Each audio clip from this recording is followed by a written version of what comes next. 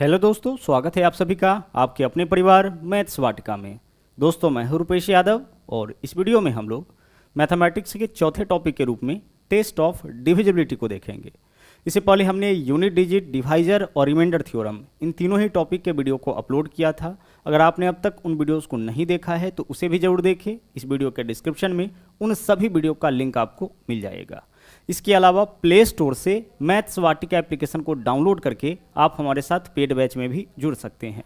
वहाँ पे आपको 350 रुपये में कंप्लीट मैथमेटिक्स और 350 रुपये में कंप्लीट रीजनिंग कराया जाएगा। तो आइए शुरू करते हैं आज के क्लास को।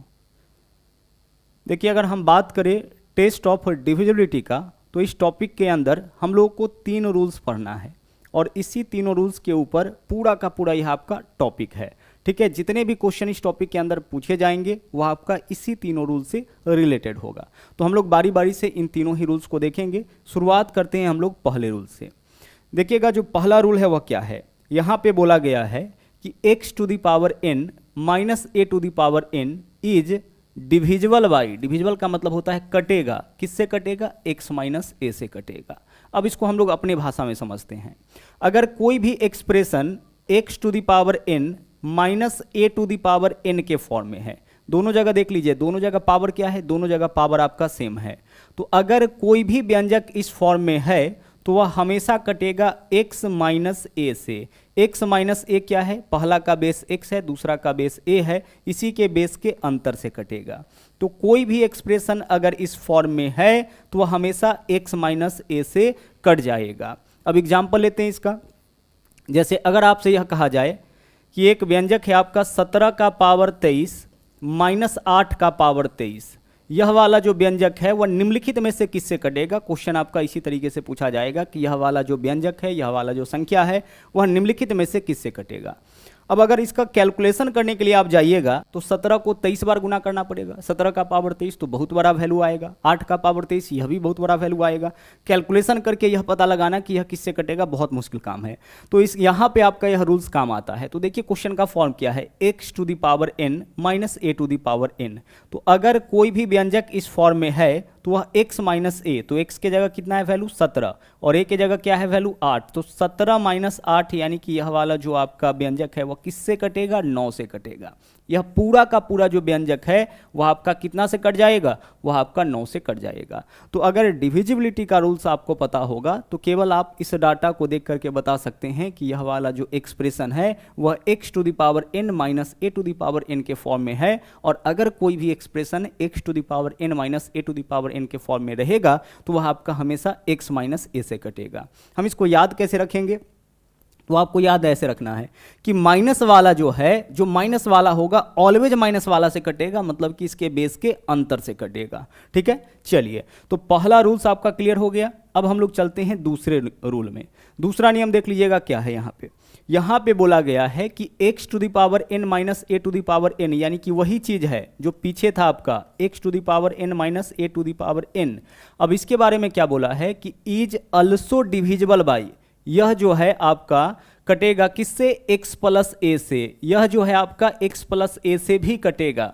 x to the power n minus a to the power n x plus a से भी कटेगा। यह तो आपका x माइनस a से कटता था, जो कि हम लोग पीछे वाले क्वेश्चन में देखे थे, पीछे वाले रूल में देखे थे। लेकिन यह वाला जो व्यंजक है, यह वाला जो एक्सप्रेशन है, यह आपका x प्लस a से भी कट जाएगा। तो गौर से देखिएगा, माइनस वाला से हमेशा कटेगा, पीछे देखे हैं। लेकिन माइनस वाला जो है वह प्लस वाला से भी तब कटेगा जब n का वैल्यू इवन होगा। इवन का मतलब क्या होता है? इवन का मतलब होता है सम संख्या। कहने का मतलब यह है कि अगर पावर सम हो जाए, ठीक है, n का वैल्यू इवन नंबर हो, पावर अगर सम हो जाए, उस केस में x to the power n minus a to the power n के फॉर्म में अगर कोई व्यंजक होगा तो वह आपका x प्लस a से भी कटेगा। तो यहाँ पे कहने का मतलब यह हो गया कि यह जो व्यंजक है वह पहले से आपका x माइनस a से तो कट ही रहा था। x माइनस a से कटने में तो इसे कोई परेशानी नहीं है, कोई भी कंडीशन हो, x माइनस a से कटने के लिए कोई भी कंडीशन नहीं था। लेकिन यह वाला जो है वह आपका x प्लस a से भी कटेगा। x प्लस a से कटने के लिए एक कंडीशन है। कंडीशन क्या है? n का वैल्यू जो है वह इवन होना चाहिए, n का मान जो है वह सम होना चाहिए। आइए एग्जाम्पल से इसको समझते हैं। देखिएगा, जैसे पिछले क्वेश्चन में आप देखे थे 17 का पावर अगर हम 23 लेते हैं और -8 का पावर 23 लेते हैं, तो गौर से देखिए क्वेश्चन का फॉर्म क्या है, x to the power n minus a to the power n। तो माइनस वाला है तो ऑलवेज माइनस वाला से, यानी 17 माइनस 8 9 से तो यह कटेगा ही। लेकिन क्या यह 17 प्लस 8 यानी कि x प्लस a से भी कटेगा? 17 प्लस 8 कितना हो जाएगा आपका? 25 हो जाएगा। तो क्या यह वैल्यू 25 से भी कटेगा? नहीं सर, यह आपका 25 से नहीं कटेगा। 25 से क्यों नहीं कटेगा? क्योंकि जो पावर है, जो n का वैल्यू है, वो आपका इवन नहीं है। तो पावर सम रहने के केस में क्या होता है कि माइनस वाला से तो यह कटता ही है, पावर सम रहने के केस में यह आपका प्लस वाला से भी कटेगा। ठीक है, चलिए, तो यह 2 रूल आपका क्लियर हो गया। अब हम लोग चलेंगे तीसरे रूल में। यहाँ पे देखिए एक एग्जाम्पल और पहले कर लेते हैं, फिर चलेंगे अगले रूल में। अगर क्वेश्चन ऐसे रहता कि 18 का पावर है आपका 32, ठीक है, -7 का पावर 32 है। अब इसको देखिए, यह आपका x to the power n minus a to the power n के फॉर्म में है। तो यह x माइनस a, तो x के जगह 18, a के जगह 7, तो 18 माइनस 7 क्या 11 से कटेगा? तो 11 से तो हमेशा कटेगा। जब भी इस फॉर्म में रहेगा तो माइनस वाला से तो हमेशा कटेगा। लेकिन क्या यह आपका x प्लस a यानी कि 18 प्लस 7 से भी कटेगा? क्या यह 25 से भी कटेगा? हाँ सर, यह 25 से भी कटेगा, क्योंकि यह x प्लस a से कब कटता है? जब n इवन हो, पावर क्या हो? पावर सम हो। तो पावर सम होने के कारण माइनस वाला से तो कटता ही है, प्लस वाला से भी आपका कट जाएगा। ओके, चलिए अब चलते हैं तीसरे नियम पर। तीसरा नियम देख लीजिएगा क्या है यहाँ पे बोला गया है कि x to the power n minus a to the power n is divisible by x plus a if n is odd. कहने का मतलब है कि अगर कोई व्यंजक x to the power n plus a to the power n के form में है, तो यह जो व्यंजक है वह आपका कटेगा x प्लस a से, केवल x प्लस a से, माइनस से नहीं कटेगा। जो प्लस वाला होगा वह हमेशा प्लस वाला से ही कटेगा।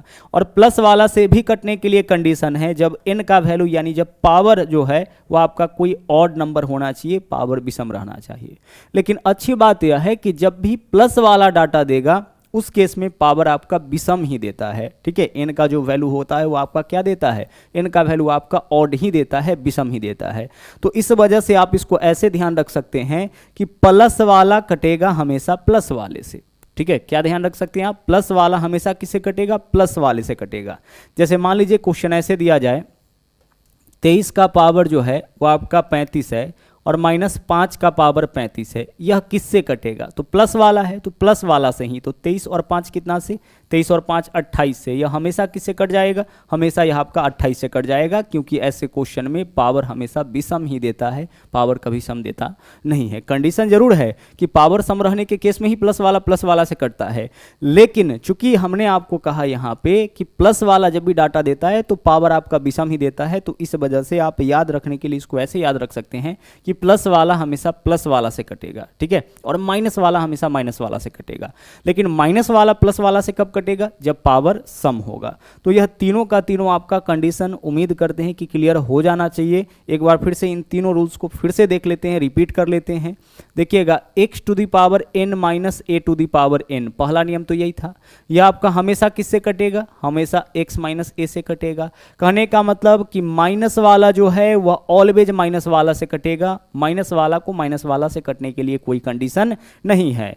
x to the power n plus a to the power n, यह हमेशा किससे कटेगा? यह हमेशा आपका x प्लस a से कटेगा। यहाँ पे भी कोई रूल्स आपको फॉलो करने की आवश्यकता नहीं है। हालांकि हमने आपको बताया कि n ऑड रहना चाहिए, बट इसकी आपको आवश्यकता नहीं होगी।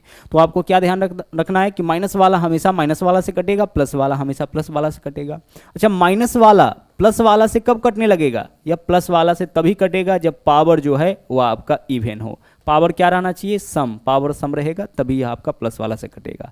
और प्लस वाला माइनस वाला से कब कटेगा? प्लस वाला माइनस वाला से कभी नहीं कटेगा। ठीक है, माइनस वाला प्लस वाला से तब कटेगा जब पावर सम हो, लेकिन प्लस वाला कभी भी आपका माइनस वाला से नहीं कटेगा।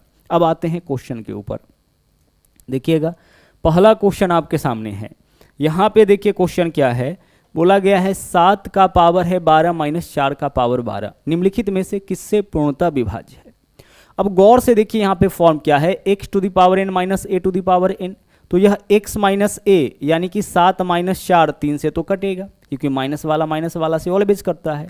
क्या यह 7 प्लस 4 यानी x प्लस a से भी कटेगा? 7 + 4 यानी कि क्या यह 11 से कटेगा? हाँ सर कटेगा, क्योंकि पावर क्या है? सम।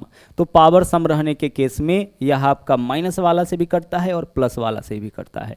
मतलब यह जो वैल्यू है वो आपका 3 से भी कटेगा और 11 से भी कटेगा। तो ऑप्शन में 3 होता तो 3 को चुन लेते, 11 होता तो 11 को चुन लेते, लेकिन ऑप्शन में ना तो 3 है और ना ही 11 है। तो एक चीज़ हम लोग को और पता होना चाहिए कि अगर कोई संख्या 3 और 11 दोनों से कटता है तो वह आपका 3 और 11 के एलसीएम यानी कि 33 से भी जरूर कटेगा। तो हमारा आंसर इस क्वेश्चन का आंसर जो होगा इस ऑप्शन के अनुसार होगा। तो आंसर क्या होगा? 33 हो जाएगा। जैसे अगर हम आपसे कहें कि अगर कोई संख्या 5 और 4 दोनों से कटता है तो वह 5 और 4 के एलसीएम यानी कि 20 से भी जरूर कटेगा। अगर कोई संख्या 2 और 3 दोनों से कटता है, इसका मतलब वह 2 और 3 के एलसीएम 6 से भी जरूर कटेगा। तो उसी प्रकार से यह जो एक्सप्रेशन है वह आपका 3 से भी कटेगा और 11 से भी कटेगा। और ऑप्शन में ना तो 3 है ना ही 11 है, मतलब कि यह 3 और 11 के एलसीएम मतलब कि 33 से कटेगा। ओके, चलिए अगले क्वेश्चन को देखते हैं। यहाँ पे देखिए बोला है कि यह जो व्यंजक है वह किस संख्या से पूर्णतः विभाज्य होगा। तो सबसे पहले तो इसको उस फॉर्म में लेके आइए। तो 49 का पावर कितना है? 15 है, ठीक है। माइनस यहाँ पे 1 है, तो 1 का पावर कुछ भी रखेंगे तो 1 ही होगा, तो पावर 15 ही सही। पावर 15 रखने से क्या होगा? x⁻n - a⁻n के फॉर्म में आएगा। और 1 है, 1 का पावर आप कुछ भी रखिएगा 1 ही आएगा, पावर 15 रखने से भी आपका यही रह जाएगा। बट यह क्या होगा? रूल पे आ जाएगा, जो रूल आपने पढ़ा है। अब यहाँ पे देखिए यह आपका क्या है? माइनस वाला है, तो माइनस वाला केवल माइनस वाला से कटेगा, मतलब कि यह 49 - 1, 49 - 1 यानी कितना? यह आपका 48 से कटेगा। क्या ऑप्शन में 48 है? सर ऑप्शन में तो 48 नहीं है। तो ऐसा नहीं कि आप इसको जोड़ लीजिए कि यह 49 + 1 यानी 50 से कट जाएगा, ऑप्शन में तो 50 है। यह आपका 50 से कभी नहीं कटेगा। 50 से क्यों नहीं कटेगा? क्योंकि यह x + a से यानी जोड़ कर तब कटता जब पावर सम होता। तो पावर तो सम है नहीं कि जोड़ के कटेगा, मतलब यह कटेगा आपका 48 से ही, और ऑप्शन में 48 नहीं है। तो ऑप्शन में 48 नहीं है, तो अब क्या करें? तो ऐसी कोई भी संख्या इसमें खोजिए, ऑप्शन में खोजिए जो 48 को काटेगा। तो 48 को काटने वाला ऑप्शन जो है वह आपका विकल्प डी है। तो हमारा आंसर वही हो जाएगा, क्योंकि अगर कोई भी संख्या 48 से कटता है तो वह 48 के सभी गुणनखंड से कटेगा। अगर कोई भी संख्या 8 से कटता है ना, तो वह 8 के सभी गुणनखंड, 8 का गुणनखंड क्या होगा? 2 होगा, 4 होगा, वह 2 से भी कटेगा और 4 से भी कटेगा। तो उसी तरीके से यह जो एक्सप्रेशन है वो 48 से कटेगा, और ऑप्शन में 48 नहीं है, तो 48 को काटने वाली संख्या हम लोग खोजेंगे, और 48 को काटने वाली संख्या क्या है? 8। अगर ऑप्शन में 16 होता तो वह भी हो जाता, 24 होता तो वह भी हो जाता। ठीक है, चलिए बढ़ते हैं अब अगले क्वेश्चन में। यहाँ पे देखिए क्वेश्चन क्या है, बोला यहाँ पे गया है कि इस दोनों का उभयनिष्ठ गुणनखंड क्या होगा। उभयनिष्ठ गुणनखंड, गुणनखंड का मतलब होता है काटने वाली संख्या, और उभयनिष्ठ का मतलब होता है जो दोनों में हो। मतलब हमें एक ऐसा संख्या पता लगाना है जो इसको भी काटे और इसको भी काटे। ऐसी संख्या जो इस दोनों को काटेगा वही इस दोनों का उभयनिष्ठ गुणनखंड होगा। तो पहले इस वाले व्यंजक को लेते हैं। 13 का पावर कितना है? 13 का पावर 26 है, और -12 का पावर कितना है? 12 का पावर 26 है। अब इसको देखिए तो यह किससे कटेगा? क्या यह x - a से कटेगा? हाँ सर कटेगा। तो 13 - 12 1 से तो यह कटेगा। इसके अलावा यह 13 + 12 25 से भी कट जाएगा। मतलब यह जो व्यंजक है यह आपका 13 से भी कटेगा और 25 से भी कटेगा। पावर सम है तो घटा के भी और जोड़ के भी कटेगा। इसको चेक करिए, प्लस वाला है तो प्लस वाला तो ऑलवेज प्लस वाला से ही कटेगा, यानी कि 18 + 7 यह केवल कितना से कटेगा? 25 से कटेगा। प्लस वाला केवल किससे कटता है? प्लस वाला केवल प्लस वाला से कटता है। और हमने आपसे कहा है कि जब भी प्लस वाला डाटा देगा इस टाइप के क्वेश्चन में तो हमेशा पावर क्या देता है? विषम देता है। तो इसी वजह से हमने आपको याद कैसे कराया है कि प्लस वाला हमेशा प्लस वाला से कटता है। तो 18 + 7 यानी कि 25 से कटेगा। तो यह व्यंजक भी आपका देख लीजिए 25 से कट रहा है, और यह व्यंजक भी आपका 25 से कट रहा है। यह तो 25 और 1 दोनों से कट रहा है। तो इस दोनों का जो उभयनिष्ठ गुणनखंड होगा वह क्या होगा? इस दोनों का जो उभयनिष्ठ गुणनखंड होगा वह आपका 25 हो जाएगा, क्योंकि 25 से यह दोनों संख्या कटेगा। ठीक है, दोनों का दोनों 25 से कटता है।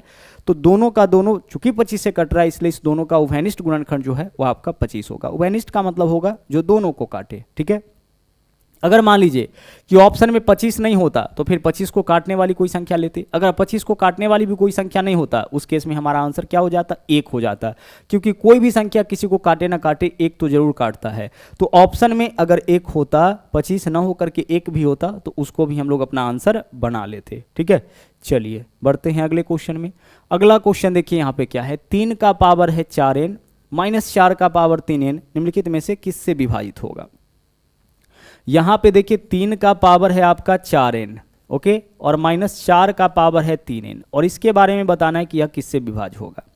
हम लोग को एक चीज अच्छी तरह से पता है कि पावर सेम रहेगा तभी यह रूल काम करता है, x to the power n minus a to the power n।